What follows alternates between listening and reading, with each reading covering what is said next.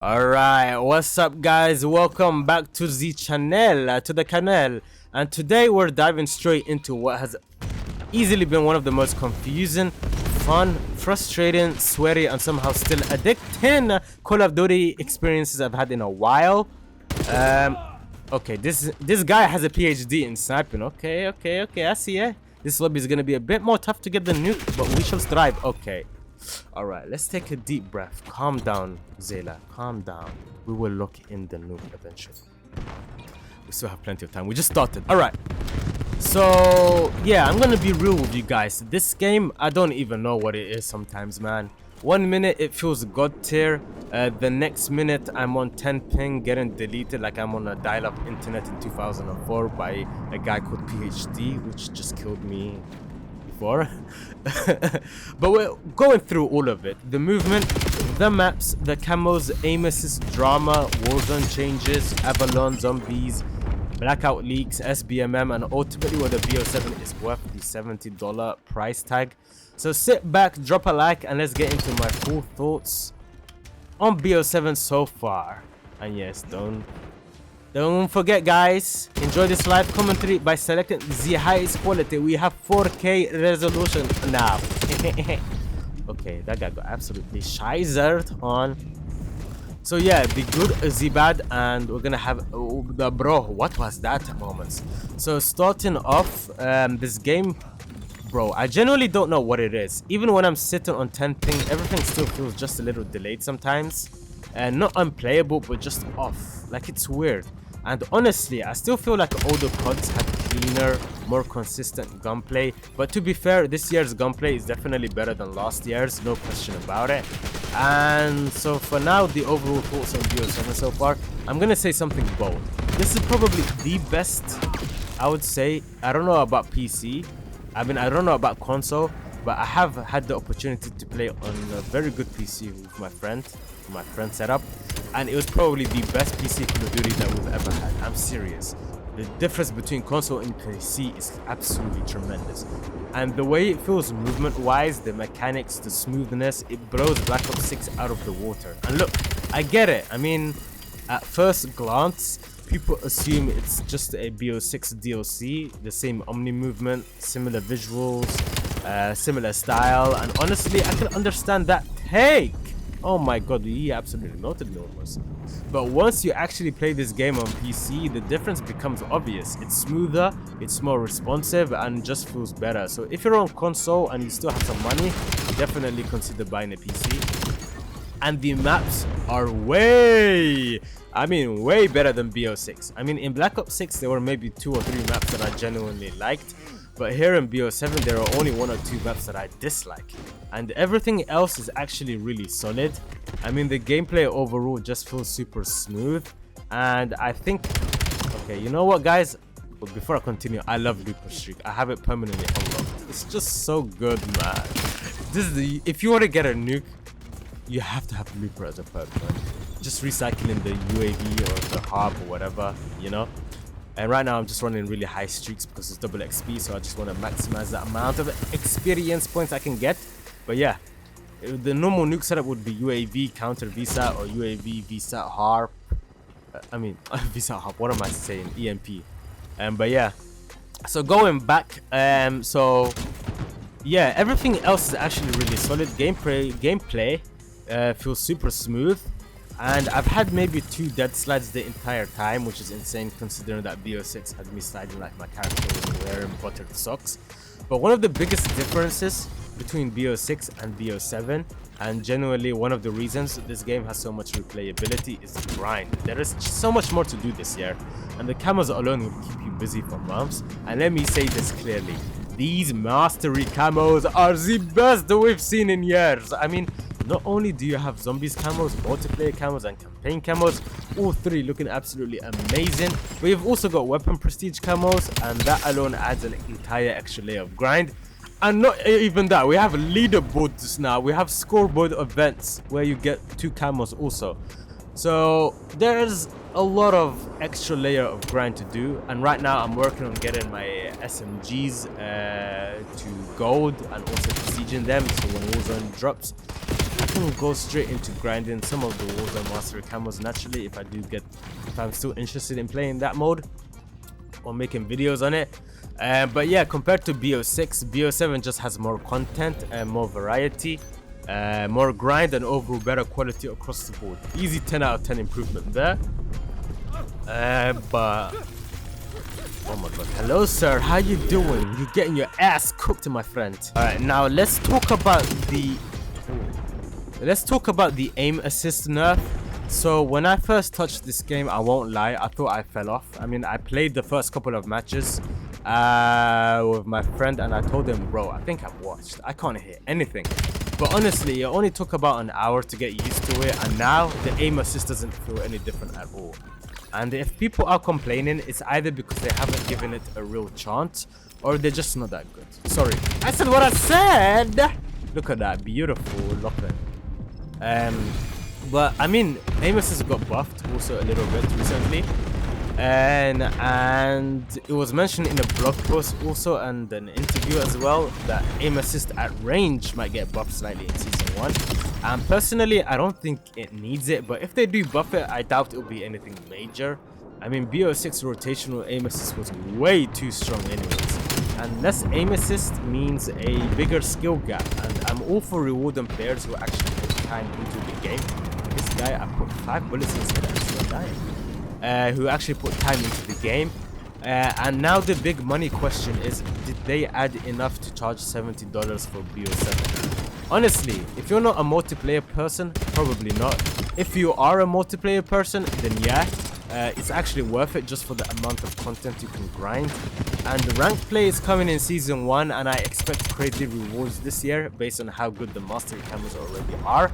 And for Warzone players, if I wasn't a YouTuber, I would still buy the game just to level guns and unlock everything before Warzone drops. Or I would say if I wasn't a Warzone streamer.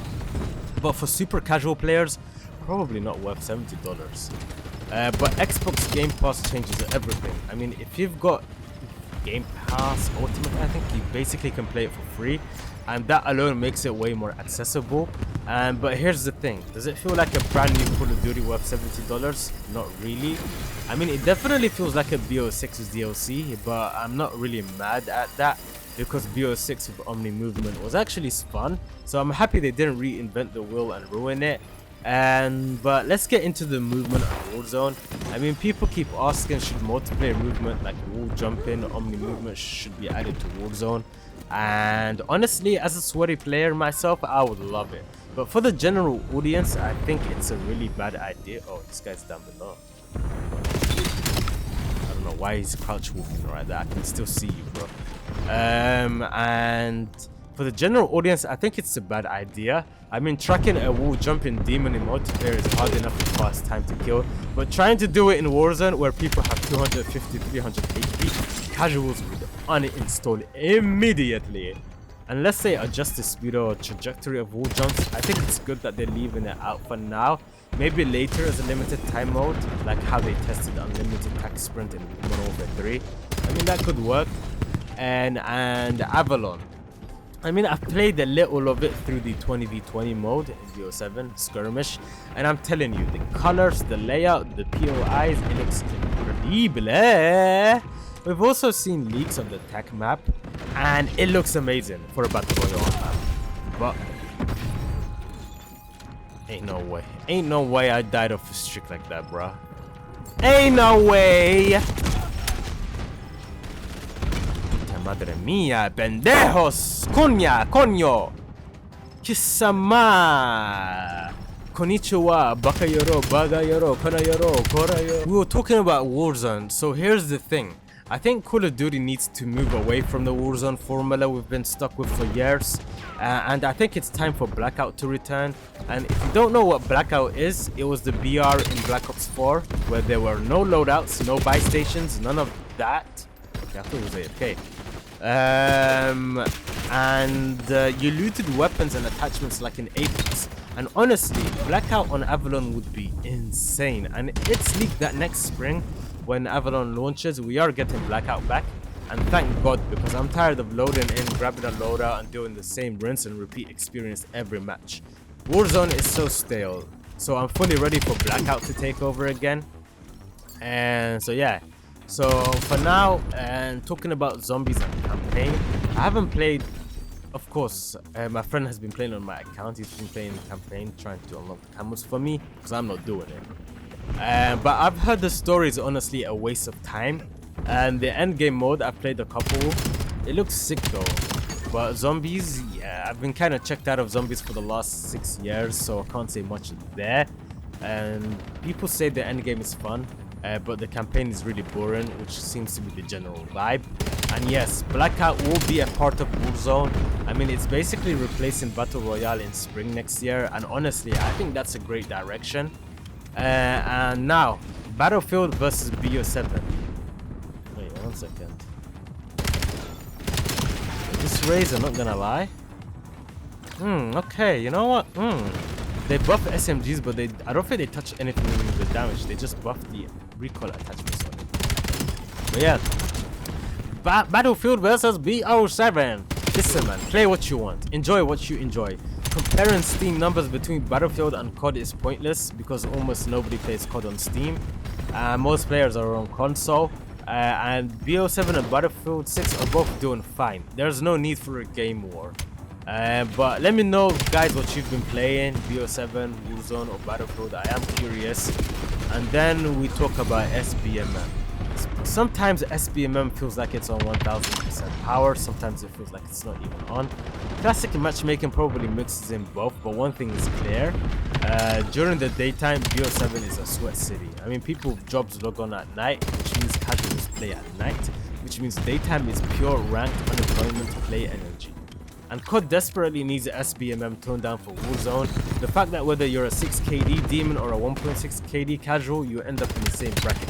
It's insane. There needs to be an actual separation. And right now, if you're above a 1.2 KD, your lobbies are a full-time job. But did BO7 meet expectations? Honestly, yeah, it exceeded some of them. The camo grind, the weapon procedure system, all way more in depth than I expected. And rating the game, I would rate multiplayer like an 8 out of 10, which is really high for me. And Black Ops 2 level is like 10 out of 10. So BO7 being an 8 is genuinely great. In tier rankings, I'd put it in A tier. The S tier is reserved for like MW2 2009, not the recent one. BO1, BO2, and the OG Legends, you know. And movement compared to Modern Warfare 19 and Modern Warfare 2, I like the Omni movement. But if I had to pick, I'd choose Modern Warfare 3 movement, smooth slide cancelling, fast mantling. Oh my god, oh my god. I hate this fucking hallucination drug shit. But yeah, fast mantling, playing fast without the extra complexity. MW19 movement was good, but honestly overrated. Modern Warfare 3, oh, way smoother overall. But Omni movement is fun, but I don't think it suits the general COD audience. I mean, sweaties love it, casuals struggle, and personally, I think BO7's Omni movement is more fun than 19. But gunplay versus previous CODs is where BO7 loses some points. I mean, the DA sync in BO6 and BO7 is rough, but being shot around corners, shots not registering, especially with that 3-shot SMG, oh my god, it took so long for me to get it gold. And server issues, I mean, who knows? Maybe 2019 had the crispest gunplay of all time. Modern Warfare 3 also felt great with guns like the MCW and the Rival 9. But BO7 definitely feels better than BO6, but not as good as the classics. So should you buy BO7 if you're a Warzone grinder? Yes. You will fall behind if you don't have guns, attachments and camos unlocked before the new Warzone season hits. And as a multiplayer experience, it's genuinely fun and a great warm-up for Warzone as well.